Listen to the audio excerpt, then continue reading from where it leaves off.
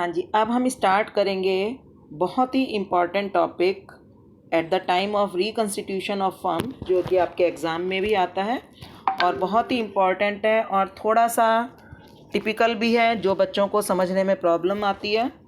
तो इसके लिए मैंने काफ़ी अपनी तरफ से बहुत मेहनत करते हुए वीडियोस इसके लिए पीपीटी तैयार किए कि आपको क्लियर समझ में आ जाए। तो इसको वीडियो को बहुत ही ध्यान से आप देखना। कम से कम 30 मार्क्स का जो आपका सिलेबस है वो इन वीडियोस की अंडरस्टैंडिंग पर डिपेंड करेगा कि आप इनको कितना सही तरीके से अंडरस्टैंड कर पा रहे हो। तो देखो, इसमें हमने जब रिकन्स्टिट्यूशन की बात की थी तो मैंने आपको बताया था कि इसमें हमें 1 बाय 1 कई स्टेप्स करने होते हैं। तो उन्हीं स्टेप्स को मैं यहाँ पर उन्हीं स्टेप्स के अंदर हमने रीवैल्यूएशन अकाउंट बनाना सीखा था एंड आई होप कि आप समझ में आ गया होगा। नेक्स्ट टॉपिक है treatment of reserves, accumulated profits end funds and provisions appearing in the balance sheet. कि जब रिकन्स्टिट्यूशन होता है तो बैलेंस शीट के अंदर आपको रिजर्व्स या एक्यूमुलेटेड प्रॉफिट्स मीन्स कि ऐसे प्रॉफिट्स जो हमने अपनी बैलेंस शीट में छोड़ दिए हैं उनका क्या किया जाए। तो देखो, ये मैंने आपको देखेंगे, आपको ये एक फर्स्ट एड बॉक्स टाइप का एक दिखाई दे रहा है, फर्स्ट एड बॉक्स। और आपके घर में भी ज़रूर फर्स्ट एड बॉक्स होता होगा, ठीक है। हम ये फर्स्ट एड बॉक्स क्यों बनाते हैं?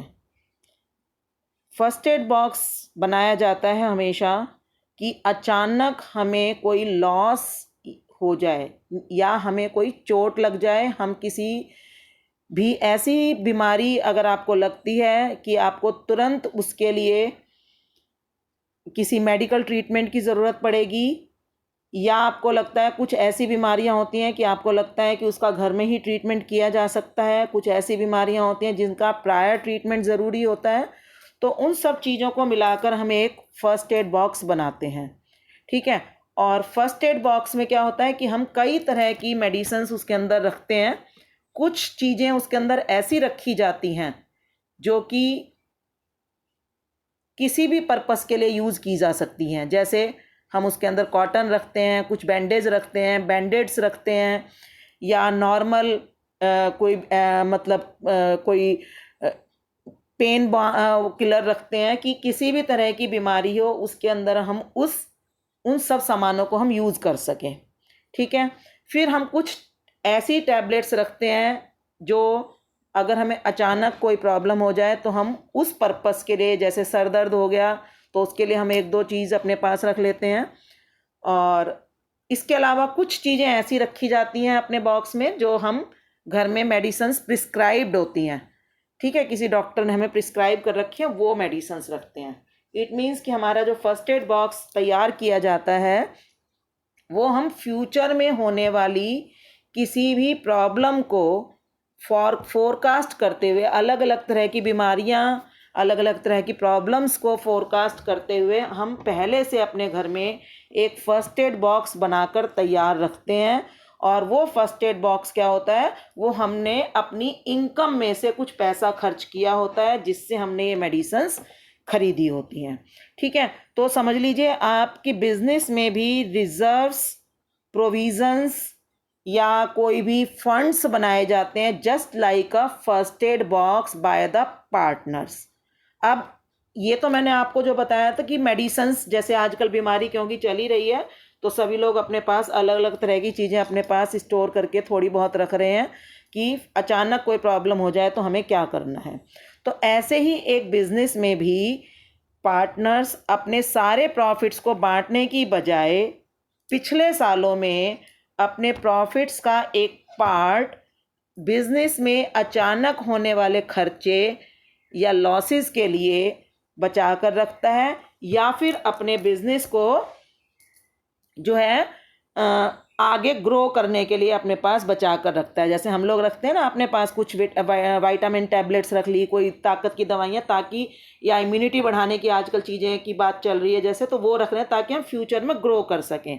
तो इसी तरह से बिजनेस में भी होता है कि हम अपना एक फर्स्ट एड बॉक्स कह सकते हैं, या एक नहीं बल्कि कई तरह के बॉक्सेस हम बना लेते हैं जिसको हम आगे की स्लाइड्स में देखेंगे, ठीक है, तो ये हम क्या कह सकते हैं कि इसके अंदर जो पैसा डाला गया है वो डाला गया है पिछले ईयर्स के लास्ट 5 ईयर्स के प्रॉफिट्स का वो पार्ट जो पार्टनर्स ने अपनी कैपिटल में ट्रांसफ़र करने की बजाय उसको बिजनेस में ही रिटेन कर दिया। ठीक है, अब it is created either to strengthen the business, कि बिजनेस की जो अपनी जो फाइनेंशियल पोजीशन है, फाइनेंशियल कैपेसिटी है, उसको बढ़ाया जाए आगे ताकि बिजनेस और ग्रो करे। जैसे कि आजकल बात चल रही है ना कि सब लोग अपनी इम्यूनिटी बढ़ाओ, और इम्यूनिटी बढ़ाने के लिए ये चीज़ खाओ, ये चीज़ अपने पास रखो, तो वो सब चीज़ें एक बिजनेस भी करता है ताकि हमारा बिजनेस फ्यूचर में आगे ग्रो कर सके और ज़्यादा डेवलप हो सके।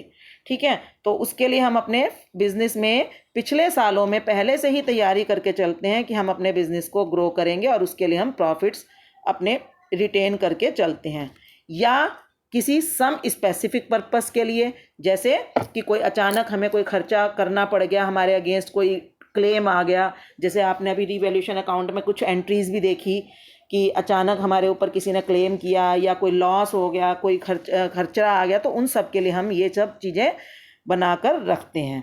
अब इन पैसे ये क्योंकि पिछले प्रॉफिट्स का पार्ट है, और अब आगे जाकर फ्यूचर में प्रॉफिट शेयरिंग रेशो चेंज होने वाली है, तो पार्टनर्स क्या चाहेंगे कि हमें ये प्रॉफिट्स आपस में बांट दिए जाएं। अब इसमें पार्टनर्स के सामने 2 कंडीशंस होती हैं कि या तो वो डिसाइड करते हैं कि हम ये प्रॉफिट आज जितने भी हमने पिछले प्रॉफिट्स सेव करके रखे हैं बिजनेस में, उनको हम डिस्ट्रीब्यूट कर दें अपनी ओल्ड रेशो में, और आगे आने वाले टाइम में फिर नए सिरे से हम इन रिजर्व्स और फंड्स को बनाना शुरू करें। ठीक है, या फिर वो डिसाइड करते हैं कि नहीं, इन्हीं फंड्स को हम रिटेन करते हैं और लेकिन हम एक दूसरे को कंपनसेट कर देंगे। अब मैं यहाँ पर बात करूँगी कि पार्टनर्स ने डिसाइड किया कि हम इन सारे रिजर्व्स एंड फंड्स को आपस में डिस्ट्रीब्यूट कर लेंगे। तो देखिए हम डिस्ट्रीब्यूट कैसे करेंगे।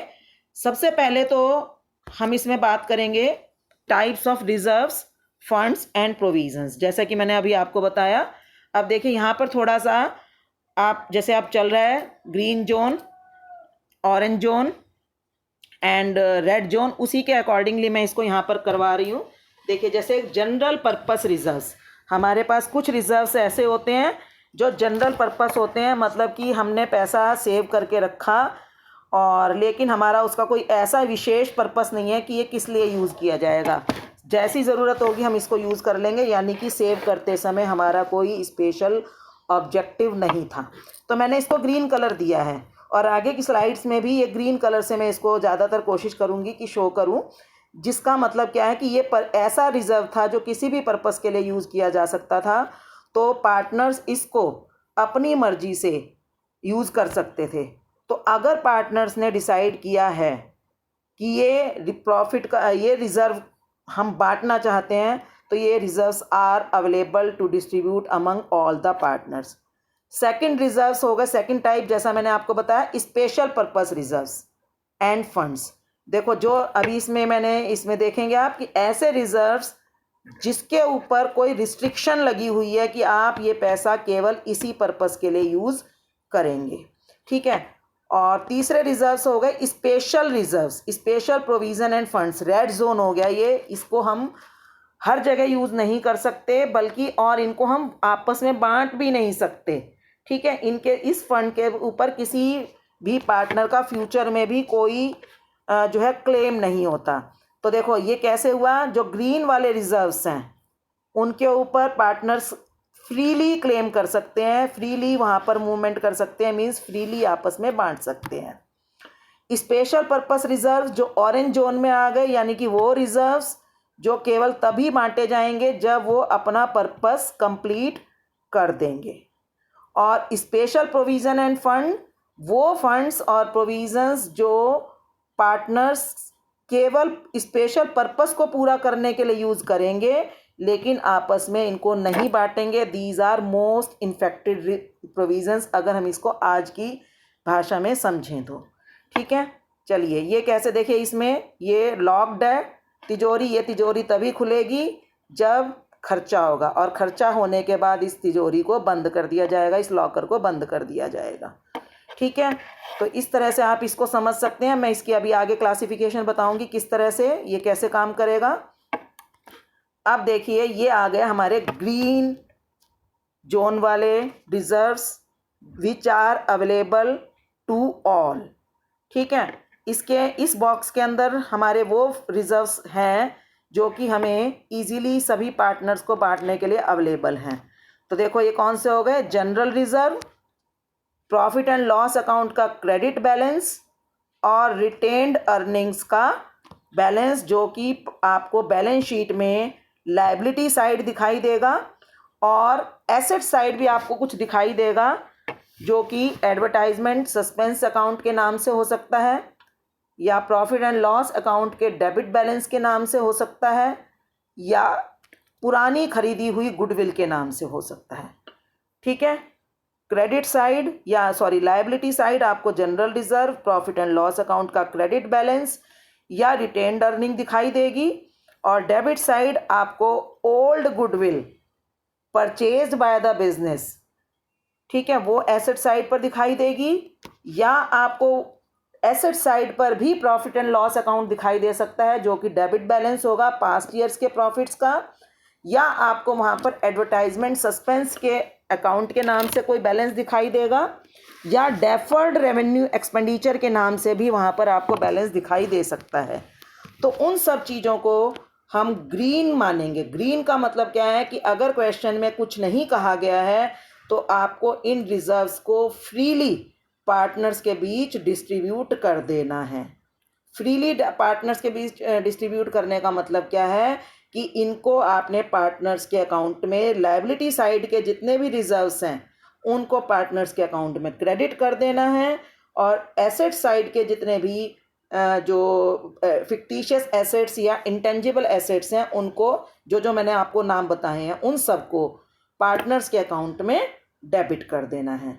तो ये तो हमारी हो गई बात ग्रीन जोन के रिजर्व्स की, उनको वो क्या होते हैं और उन्हें पार्टनर्स के बीच तब बांटते हैं इफ़ द पार्टनर्स विश कि हमें बांटना है इनको। अब नेक्स्ट बात कर रहे हैं हम ऑरेंज जोन के रिजर्व्स की। वो कौन से होते हैं, देखो फंड्स और reserves meant for some specific purpose. ये देखिए हमने थोड़ा सा इसको बॉक्स के रूप में इसीलिए दिखाया है कि ऐसे रिजर्व्स जो हमने किसी स्पेशल पर्पस के लिए मेंटेन करके रखे हैं पहले से आने वाले खर्चे को अंदाज़ा लगाते हुए। ठीक है, जैसे सबसे पहले बात करेंगे हम वर्कमैन कंपनसेशन फंड, आपको दिखाई दे रहा है इसमें। Workman compensation fund is the fund to compensate the workers for meeting any accidental claims by the workers। कि कुछ बिजनेस ऐसे होते हैं जहाँ पर वर्कर्स को चोट लगने की या उसको कोई भी हज़ार्ड होने की जो है संभावना होती है, वर्कर्स के बीमार होने की कोई संभावना होती है। मतलब कि जो बिज़नेस है उसका नेचर ऐसा है कि वहाँ पर वर्कर्स के साथ एक्सीडेंटल क्लेम्स बहुत ज़्यादा हो सकते हैं। तो अचानक इतना बड़ा खर्चा मीट करने की बजाय पार्टनर्स अपने प्रॉफिट्स में से एक पार्ट पहले से इस काम के लिए बचा कर रखते हैं कि ताकि वर्कर्स को कोई भी प्रॉब्लम हो तो इस फंड में से पूरी की जा सके। ठीक है, तो it is part of the profit of the partners but maintained to compensate the workers for any accidental loss arising to the workers. Then there is specific, again one more specific जो है fund that is investment fluctuation fund. जैसे कि आप देख रहे हैं इसमें आप देखेंगे इन्वेस्टमेंट फ्लक्चुएशन फंड में funds meet to decrease the value of investment. कि कई बार बिजनेस जो है अपना जो एक्स्ट्रा पैसा है उसको कहीं इन्वेस्ट करके रखता है, जैसे किसी दूसरी कंपनी के शेयर्स में, डिवेंचर्स में या गवर्नमेंट बॉन्ड्स में, म्यूचुअल फंड्स वगैरह में, कहीं पर भी अपना पैसा इन्वेस्ट करके रखता है। और आपको पता होगा कि इसमें वॉलेटिलिटी बहुत ज़्यादा होती है, ये वैल्यू घट भी सकती है और बढ़ भी सकती है। जो शेयर्स वगैरह की वैल्यू में बहुत चेंजेस आते हैं फ्रीक्वेंटली। तो उसमें होने वाले लॉस को, और अचानक बड़े लॉस भी हो सकते हैं, जैसे कि आजकल आप देख रहे हैं शेयर्स की वैल्यू बहुत डाउन चली हुई है, तो कंपनीज़ ने जिन्होंने भी इन शेयर्स में पैसा इन्वेस्ट किया हुआ है उनको लॉस हो रहा है। तो ऐसे लॉस को अचानक किसी एक ईयर में बियर करना बड़ा मुश्किल हो सकता है। तो ऐसे में पार्टनर्स डिसाइड करते हैं कि हम एक इन्वेस्टमेंट फ्लक्चुएशन फंड बनाएं और लॉस को उसमें से पूरा करें। तो वो आपको यहाँ पर दिखाई दे रहा है, ठीक है। इसके बाद है देखो provision for liabilities against legal claims. ये ऐसा प्रोविज़न जो लीगल क्लेम्स के लिए है। तो इन सब ये जितने भी रिजर्व्स हैं ये एक विशेष पर्पस के लिए बनाए गए हैं। अब हमें क्या देखना होगा कि क्या eight the time of reconstitution वो इस तरह की लायबिलिटी अराइज हो गई है, उस टाइप का लॉस हो गया है। अगर लॉस हुआ है तो उसको इसमें से पूरा कर देंगे, और अगर लॉस नहीं हुआ या लॉस का अमाउंट कम है तो हम जो है उसको पार्टनर्स में बांट देंगे। अब देखो जैसे इसमें दिखाया, ये मैंने थोड़ा बड़ा बॉक्स बनाया है कि अगर ये हमारा वही स्पेशल पर्पस वाला बॉक्स ही है, इसको हम कंपेयर करेंगे with the amount of loss, जिस लॉस के लिए इनको बनाया गया था, ठीक है। अब कंपेयर करने के बाद हमने देखा कि if the amount of fund is higher than the amount of loss, ठीक है, कि आपने जो फंड मेंटेन किया है वो लॉस के अमाउंट से ज़्यादा है। जैसे आपने फंड तो मेंटेन कर लिया 4,000 रुपये और लॉस हुआ है केवल 3,000 रुपये का, ठीक है। तो अमाउंट फंड का आपके पास 4,000 रुपया पड़ा है और आपने देखा कि लॉस हमें केवल 3,000 रुपये का हुआ। तो हम क्या करेंगे, उस 4,000 रुपये में से 3,000 रुपये उस लॉस को पूरा करने के लिए यूज़ करेंगे, ठीक है। जैसे are utilize to compensate the specific loss, हम उस फंड को उस स्पेसिफिक लॉस को पूरा करने के लिए यूज़ कर लेंगे, और एक्स्ट्रा अमाउंट जितना भी होगा उसको पार्टनर्स में बांट देंगे। अगर पार्टनर्स ने ऐसा एग्री किया है कि हम बांटना चाहते हैं, तो जो एक्स्ट्रा 1,000 रुपीज़ है, जो मैंने अभी आपको एग्जांपल दिया, उसका वो एक्स्ट्रा 1,000 रुपीज़ पार्टनर्स में डिस्ट्रीब्यूट कर देंगे। इसके बाद देखो, लेकिन अब इसमें एक बहुत बड़ा बट आ गया, और ये देखो मैंने बॉक्स का साइज छोटा कर दिया कि ये बॉक्स तो है बट अमाउंट ऑफ लॉस जो है वो बहुत ज़्यादा हो गया, कि but if the amount of fund is less than the loss, आपका फंड छोटा पड़ गया, कम पड़ गया और लॉस बड़ा सा हो गया। तो हम क्या करेंगे, then we will take help of the revaluation account. इसका मतलब क्या है कि देखो, जब हमारा जो फर्स्ट एड बॉक्स है उसकी दवाई अगर सफिशेंट ना रहे, उससे ट्रीटमेंट पूरा ना हो सके, तो हमें क्या करना पड़ता है, हमें जाना पड़ता है एक हॉस्पिटल में, ठीक है, डॉक्टर के पास, क्लिनिक में हमें जाना पड़ता है अगर हमें अपनी जो डोमेस्टिक जो मेडिसिन्स हैं उससे इलाज ना हो। तो बेटा इसमें भी जैसे इस बॉक्स में समझ लीजिए जो फंड है वो उससे पूरा ट्रीटमेंट नहीं हो पा रहा, तो हम हेल्प लेंगे रीवैल्यूएशन अकाउंट की, जो एक क्लिनिक की तरह से काम करेगा, और हम रीवैल्यूएशन अकाउंट में से extra amount of loss debit कर लेंगे। मतलब कि अगर हमने सपोज फंड बना रखा है 10,000 रुपये और हमें लॉस हो गया 25,000 रुपये का, 25,000 रुपीज़ का लॉस हो गया, और हमने फंड क्रिएट किया था केवल 10,000 रुपीज़, तो क्या होगा, हमारे लिए प्रॉब्लम हो गई। अब 10,000 रुपीज़ तो हमने इस फंड में से यूज़ कर लिए, लेकिन जो एक्स्ट्रा 15,000 रुपीज़ के लिए we will take help of revaluation account which will help us as a clinic, as a hospital, always ready to help to meet the loss. Then we will talk about the provisions and funds in red zone. Red zone के मैंने आपको funds और उसके लिए बताया था, provisions के लिए, कि ये क्रिएट किए जाते हैं but they are never distributed among the partners. देखो, जो जनरल पर्पस के रिजर्व्स मैंने आपको बताए थे, which are freely distributed among the partner without any restriction, उन्हें बांट दो। जो ऑरेंज जोन के मैंने आपको बताए थे रिजर्व्स, प्रोविजंस एटसेट्रा, उनको आपने बांटना है पार्टनर्स में, लेकिन तब बांटना है जब वो अपना पर्पस पूरा कर चुके हों, और एक्स्ट्रा अमाउंट आपने पार्टनर्स में बांट देना है। लेकिन जो ये रेड जोन के जितने भी फंड्स हैं, प्रोविजंस हैं, इनको आप पार्टनर्स में कभी भी नहीं बांटेंगे, डायरेक्टली उनकी एंट्री नहीं होगी। तो देखो, provisions meant for some specific purpose but which are never distributed among the partners, ठीक है। और उसमें सबसे जो ज़्यादा यूज़ किया जाता है that is provision for bad and doubtful dates, ठीक है। ये आपने 11th में भी किया है, वहाँ पर भी आपने देखा होगा, इसमें आपको प्रॉब्लम आती थी। तो थोड़ा सा यहाँ पर भी ये कॉम्प्लिकेटेड है, तो इसको हम ध्यान से समझेंगे कि it is provision for bad and doubtful debts to compensate the bad debts that may arise in future. और इस वाले बॉक्स की हेल्प के लिए भी रीवैल्यूएशन अकाउंट हमेशा अवेलेबल रहेगा, लेकिन पहला ट्रीटमेंट आपको फंड में से ही करना है, ठीक है। फंड ना हो तो डायरेक्टली जाना है, ठीक है। और एक दूसरा होता है employees provident fund, it is a liability. आपको ये बैलेंस शीट में दिखाई देगा but it will never be distributed among the partners because it is liability towards the employees. और ये बाहर वाले लोगों के लिए ही बनाया गया है और ये कंपलसरी है कि वो उन्हीं लोगों को दिया जाएगा जिनके लिए ये बनाया गया है। इसको हम पार्टनर्स के बीच में कभी भी नहीं बांटेंगे। तो ध्यान रखना कि ये provision for bad and doubtful dates and employees workman fund is employees provident fund is never distributed among the partners. हालांकि इसमें अगर कोई कमी रह जाए या हमने अगर ये फंड बनाए ही ना हो तो हमें रीवैल्यूएशन अकाउंट की हेल्प लेनी पड़ेगी। Revaluation account is always available to the orange zone fund and the red zone fund.